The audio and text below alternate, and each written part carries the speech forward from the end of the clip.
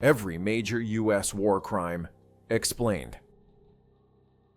My Lai Incident, Vietnam, March 16, 1968.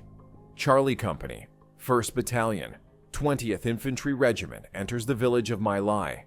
Over 4 hours, the operation results in 504 unarmed civilian casualties. Women, children, elderly. Mass elimination operations in confined areas. Violent criminal assaults documented. Lieutenant William Calley orders his platoon to eliminate all individuals in the village. His orders are followed.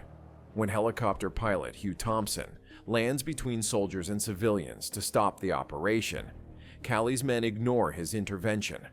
Thompson radios for command intervention. The operation continues. The Army suppresses information for 1 year. Journalist Seymour Hersh breaks the story in November 1969. 26 soldiers are charged. Only Calley receives conviction. He is sentenced to life imprisonment for 22 counts of unlawful homicide. The sentence is reduced to 20 years, then 10. He serves 3.5 years under house arrest. 504 casualties. 1 conviction. 3 years served. No Gun Re Incident, Korea, July 26, 1950. U.S. 7th Cavalry receives orders. Engage civilians approaching defensive positions. Refugees fleeing North Korean advance reach a railroad bridge near No Gun Ri. U.S. soldiers discharge weapons at the group. The refugees take shelter under the bridge. For 3 days, soldiers fire into the covered area. Machine guns, mortars, aerial engagement from aircraft. Estimated casualties, 163 to 300. South Korean government investigation confirms the incident in 2004. U.S. investigation finds soldiers engaged civilians, but claims deliberate targeting was not established. No prosecutions, no convictions. President Clinton issues a statement of regret, but no admission of criminal intent. Haditha Incident, Iraq, November 19, 2005. A roadside explosive device results in 1 Marine casualty. 15 minutes later, Marines from Kilo Company cause 24 Iraqi civilian casualties in response. They clear residences room by room, a 7-year-old child, a 76-year-old individual in a wheelchair, women, children. 8 Marines face charges. 7 have charges dismissed. Staff Sergeant Frank Vuderick enters a plea agreement for dereliction of duty, not unlawful homicide. He receives a rank reduction, no detention time. 24 civilian casualties, 0 detention sentences. Mahmoudiya Incident, Iraq, March 12, 2006. 4 soldiers from the 101st Airborne Division consume alcohol and plan criminal action. They intend to commit violent criminal assault against a 14-year-old Iraqi minor. They proceed to her residence. They commit violent criminal acts. They eliminate her. They eliminate her parents. They eliminate her 6-year-old sibling. They burn the remains to destroy evidence. 1 soldier reports the crime. 5 receive convictions. Primary perpetrator Stephen Green receives 110 years federal detention. 3 others receive 5 to 100 years. This represents one of the few cases where the U.S. military prosecuted violent criminal acts as a war crime. The question remains, how many incidents went unreported? Abu Ghraib prisoner treatment, Iraq, 2003 to 2004. U.S. soldiers at Abu Ghraib detention facility employ coercive interrogation methods on Iraqi detainees. Forced disrobing, stress positions, canine intimidation, water-based interrogation techniques. Photographs document everything.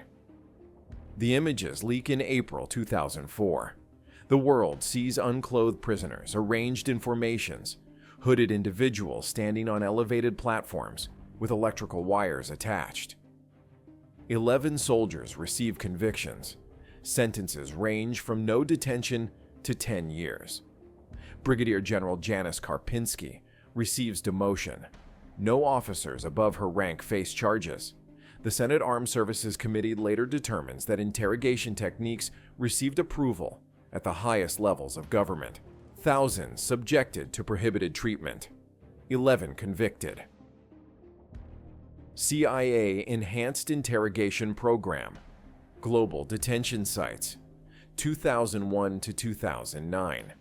The CIA detains 119 individuals in undisclosed black sites. Water-based interrogation, sleep deprivation for up to 180 hours, confinement in restricted spaces, forced disrobing in cold environments. At least 39 detainees are subjected to enhanced protocols. The 2014 Senate Intelligence Committee report, 6,700 pages, determines the program produced no actionable intelligence that couldn't have been obtained through lawful methods. 0 prosecutions. President Obama states, "We engaged in methods that violated our values. No individuals received detention. CIA destroys interrogation video documentation in 2005. The official who ordered it is not charged." Guantanamo Bay indefinite detention. Cuba, 2002 to present. 780 detainees held without trial proceedings. 30 remain as of 2025, some detained for over 20 years without formal charges. The Supreme Court rules in 2008 that detainees possess habeas corpus rights, yet the government continues detention practices. 5 detainees receive treatment so severe their statements are inadmissible in military tribunals. They remain detained regardless. International humanitarian law requires charging prisoners or releasing them. The U.S. created a legal classification where neither requirement applies. Kunduz Medical Facility Strike, Afghanistan, October 3, 2015. An AC-130 gunship engages a Doctors Without Borders (MSF) medical facility for 1 hour. 42 casualties result. Medical personnel, patients. Some perish due to thermal injuries while receiving care. The facility coordinates were provided to the U.S. military in advance. The structure is clearly marked with protective emblems. MSF contacts the U.S. military during the engagement. The gunship continues.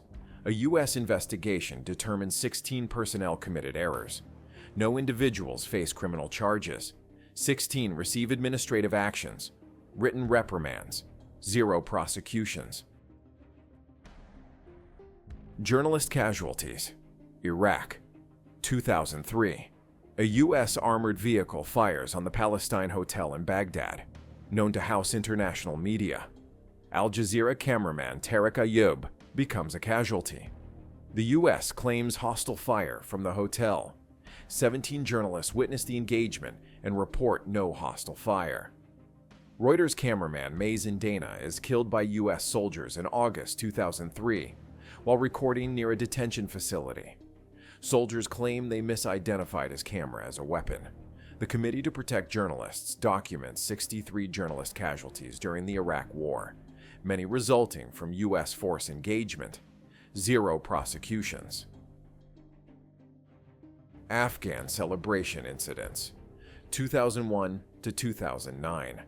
U.S. airstrikes engage at least 5 Afghan celebration gatherings. Celebratory weapons discharge is misidentified as hostile engagement. July 2002, 48 casualties in Uruzgan province. December 2003, 15 casualties in Helmand province. November 2008, 37 casualties in Kandahar province. Investigations determine procedural errors. No prosecutions. White phosphorus employment, Fallujah, Iraq, November 2004. U.S. forces employ white phosphorus during the Battle of Fallujah. It is lawful as a smokescreen, but unlawful as an anti-personnel weapon. It burns at 5,000 degrees Fahrenheit, melting tissue to the bone. The U.S. initially denies employment, then acknowledges it, describing the tactic as shake and bake, using phosphorus to flush insurgents out of buildings. Italian documentaries record chemical burns on civilians. The U.S. claims civilian casualties were unintentional. Investigation, inconclusive findings. Unmanned Aerial Vehicle Program, Pakistan, Yemen, Somalia, 2004 to present. Estimated casualties, 4,000 to 10,000. Civilian casualties, 400 to 2,400. The U.S. employs signature strikes, eliminating individuals based on behavior patterns.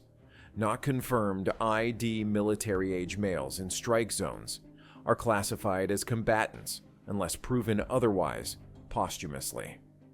3 U.S. citizens were eliminated without judicial proceedings, including a 16-year-old boy. No judicial oversight, no due process. International law requires distinction between combatants and civilians.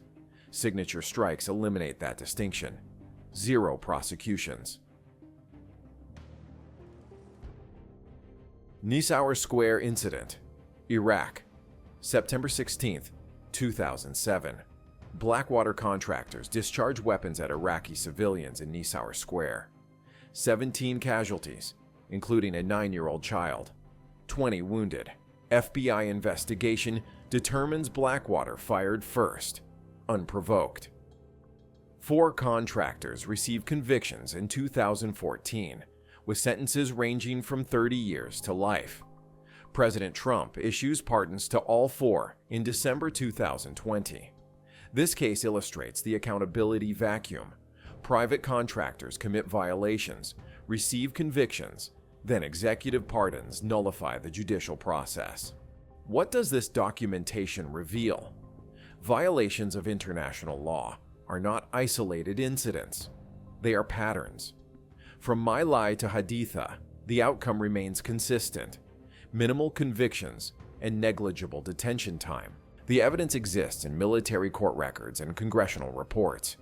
The question is not whether these incidents occurred, but why accountability consistently stops at the lowest rank. If international law only applies to those without institutional protection, it is not justice. It is selective application. This is the Echelon. Briefing concluded.